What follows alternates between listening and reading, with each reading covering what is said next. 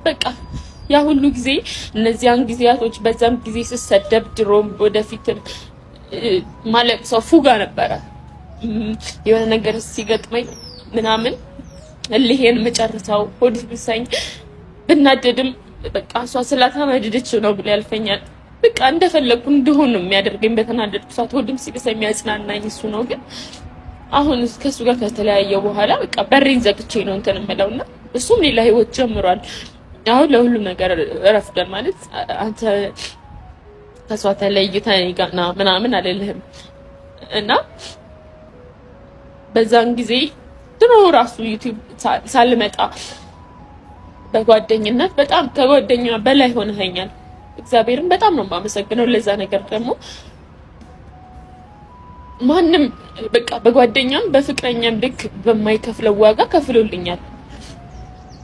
ለኔ እሱ እንደሆነ ማንም ሆኖልኝ አያውቅም በህይወቴ ማለት ነው። ምክንያቱም ምንም በማያውቀው ስለኔ ሲሰደብ ሲዘከዘቅ ሞተ ሲባል ማንም በቃ እሱ ታዩ እንዳይከፋሽ እንዳይጎዳሽ ይለኛል። እኔ ግን እሱ ቢያየው ምን ይሰማዋል ብዬ በምጨነቅበት ሰዓት መጥቶ ዝም በይ እንዳትጨነቂ እሺ ስታዩ ምናምን ችግር የለም እኛ ላይ ሆነ አልሆነም እኮ አይለጠፍብንም ምናምን እያለ እንትን ይለኝ ነበርና አሁንም ምርቀው የሆነ ፈርቺ ምናምን አይደለም። በቃ ሰሞኑንም እያሰብኩ ነበረ እስቲ ከሁሉም ርቄ ነፃ ሆኜ ራሴን የሆነ ከጭንቀትም ከሀሳብም የሆነ ነፃ ላድርገው። ያው ሰውነን ጭንቀት ሀሳብ ምናምን አይለየንም፣ ግን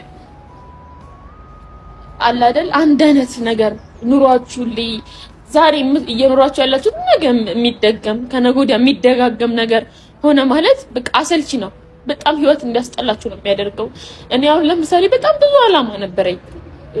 ተምሬ ምርቃቴ ደርሷል። ተመርቄ ስራ ይዤ